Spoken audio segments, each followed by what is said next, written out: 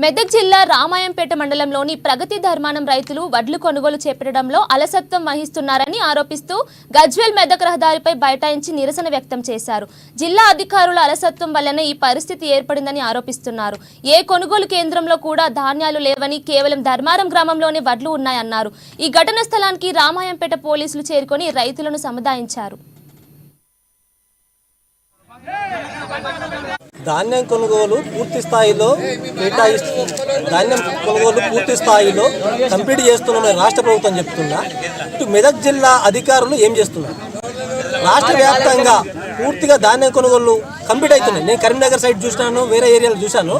పూర్తి కల్లాల ధాన్యం కూడా లేదు. కానీ మెదక్ జిల్లాకు ఏమి చెనుగుట్టుకు వచ్చిందో అర్థం అవుతలేదు.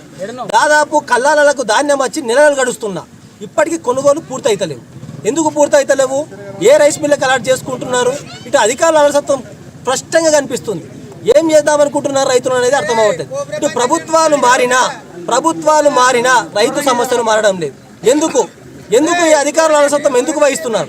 ఇప్పటికైనా జిల్లా యంత్రాంగం వెంటనే స్పందించి కోతలు అయిపోయి నెలలు గడుస్తున్నా ఎక్కడి వడ్లు అక్కడే ఉన్నాయి. కొన్ని జిల్లాలలో అయితే వాళ్ళ జిల్లాల సొంత జిల్లాలో అయితే మంత్రుల జిల్లాలో కానీ ఎమ్మెల్యేల జిల్లాలో కానీ వాళ్ళ జిల్లాలలో మొత్తం వడ్లు కంప్లీట్ అయిపోయినాయి. వాళ్ళు తుకాలు కూడా పోసుకుంటున్నారు. అదే మా రామాయంపేట మండలంలో ఇంతవరకు ఎక్కడి వడ్లు అక్కడే ఉన్నాయి. ఒక్క రైతు కూడా ఒక్క నయా పైసా కూడా వల్లేదు. వాళ్ళు రైతులు మరి